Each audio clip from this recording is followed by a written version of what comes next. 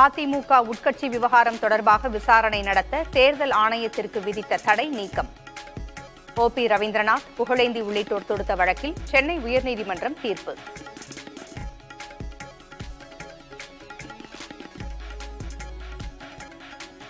இரட்டை இலை யாருக்கு என்பதை இனி தேர்தல் ஆணையமே முடிவு செய்யும். உயர்நீதிமன்றத்தின் தீர்ப்பு மகிழ்ச்சி அளிப்பதாக புகழேந்தி பேட்டி. மிக மகிழ்ச்சியான தருணம். தடையை நீக்கி உத்தரவிட்டிருக்கிறார் நீதிபதி. இரட்டை இலை முடக்க வேண்டும் என்ற வழக்கில் தடை ஆணை நீக்கப்பட்டிருக்கிறது. மாபெரும் வெற்றியை நாங்கள் பெறுவோம். தேர்தல் ஆணையம் விசாரிக்க உத்தரவிட்டிருக்கிறார்கள். தேர்தல் ஆணையத்தில் நியாயமான தீர்ப்பு வழங்கப்படும். எடப்பாடி பழனிசாமி எவ்வளவு மீண்டும் நடக்கவில்லை. இதில் மாபெரும் தீர்ப்பு கிடைக்கும் என்று நம்புகிறேன். அதிமுக உட்கட்சி விவகாரத்தை விசாரிக்க தேர்தல் ஆணையத்திற்கு அதிகாரமே இல்லை. பதிவு செய்வது மட்டும்தான் ஆணையத்தின் வேலை என முன்னாள் அமைச்சர் CV சண்முகம் பேட்டி. அங்கீகரிக்கப்பட்ட பதிவு செய்யப்பட்ட ஒரு இயக்கத்தில் ஏதாவது மாற்றங்கள் ஏற்பட்டால், பெயர் மாற்றமோ அலுவலக மாற்றமோ பொறுப்பாளர் மாற்றமோ சட்டத்திட்டங்கள் ஏதாவது விதிகளில் மாற்றம் ஏற்பட்டால் அந்த மாற்றத்தை உடனடியாக தேர்தல் ஆணையத்துக்கு தெரியப்படுத்தப்பட வேண்டும். அப்படி தெரியப்படுத்தப்பட்ட அந்த மாற்றங்களையும் விதிமுறைகளையும் திருத்தப்பட்ட விதிமுறைகள் எதுவாக இருந்தால் அதை பதிவு செய்ய வேண்டிய மட்டும்தான் தேர்தல் ஆணையத்துடைய வேலை. தனது ஆதரவாளர்களுடன் ஆலோசனை நடத்தவில்லை என அதிமுக முன்னாள் அமைச்சர் செங்கோட்டையன் விளக்கம். பொதுக்கூட்ட அழைப்புதல் கொடுக்கவே நிர்வாகிகள் சந்தித்ததாக பேட்டி.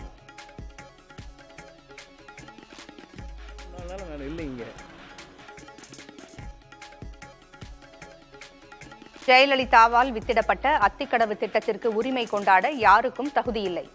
எடப்பாடி பழனிசாமிக்கு பாராட்டு விழா நடத்தப்பட்ட நிலையில் முன்னாள் முதலமைச்சர் O பன்னீர்செல்வம் பதிவு.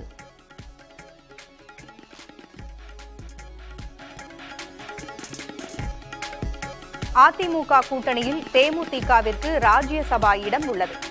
கட்சி கொடி அறிமுகப்படுத்தப்பட்டதன் 25ஆம் ஆண்டு விழாவில் பங்கேற்ற பின்னர் பிரேமலதா விஜயகாந்த் பேட்டி. கூட்டணி அமைந்த போதே கையெழுத்திடப்பட்டு உறுதி செய்யப்பட்டதுதான் ராஜ்யசபா. அந்த ராஜ்யசபா தேர்வுக்கான அந்த நாள் வரும் பொழுது தேசிய முற்போக்கு திராவிட கழகத்தின் சார்பாக யார் ராஜ்யசபா உறுப்பினராக டெல்லிக்கு செல்ல இருக்கிறார் என்பதை அந்த நேரத்தில் தலைமை கழகம் உங்களை அழைத்து அதிகாரப்பூர்வமாக நாங்கள் அறிவிப்போம் என்பதை இந்த நேரத்தில் தெரிவித்துக் கொள்கிறேன். தமிழகம் முழுவதும் 1000 இடங்களில் முதல்வர் மருந்தகங்கள் வரும் 24ஆம் தேதி தொடக்கி வைக்கிறார் முதலமைச்சர் மு க ஸ்டாலின்.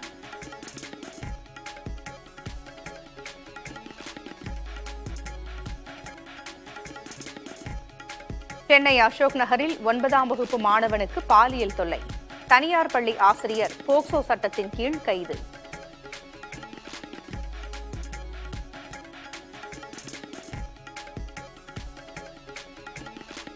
பள்ளி மற்றும் கல்லூரி மாணவிகளுக்கு எதிரான பாலியல் வன்கொடுமைகளை திமுக அரசு தடுக்க தவறிவிட்டதாக எடப்பாடி பழனிசாமி கண்டனம். வரும் 18ஆம் தேதி சென்னையில் ஆர்ப்பாட்டம் நடைபெறும் என்றும் அறிவிப்பு.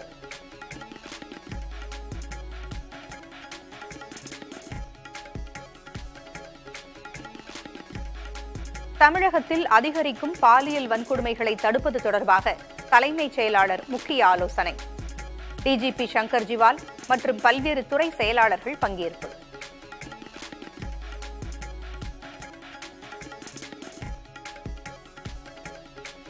புதுச்சேரியில் சட்டப்பேரவையிலிருந்து திமுக மற்றும் காங்கிரஸ் உறுப்பினர்கள் வெளிநடப்பு. நிதி ஒதுக்கீட்டில் மத்திய அரசு புதுச்சேரியை புறக்கணிப்பதாக குற்றச்சாட்டு.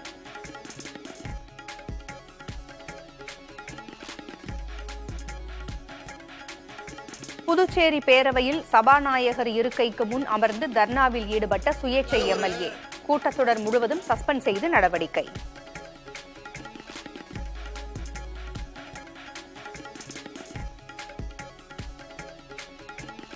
கிருஷ்ணகிரி அருகே பள்ளிக்கு தாலியுடன் சென்ற 9ஆம் வகுப்பு மாணவி குழந்தை திருமணம் செய்த புகாரில் பெற்றோர் உள்ளிட்ட 5 மீது வழக்கு பதிவு.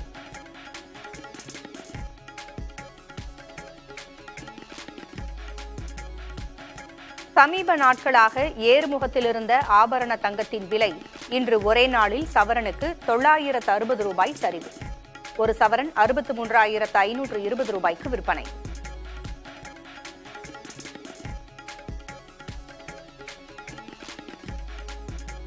காவலர்களை தாக்கி கஸ்டடியில் இருந்து குற்றவாளியை தப்ப வைத்ததாக புகார். தலைமறைவாக உள்ள ஆம் ஆத்மி எம்எல்ஏ அமனதுல்லாவை தீவிரமாக தேடும் டெல்லி காவல்துறை.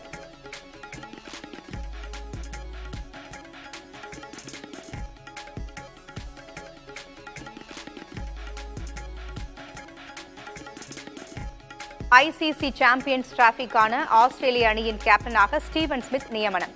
கமின்ஸ், ஹாசில்வுட்டை தொடர்ந்து மிச்சல் ஸ்டார்க்கும் விலகல்.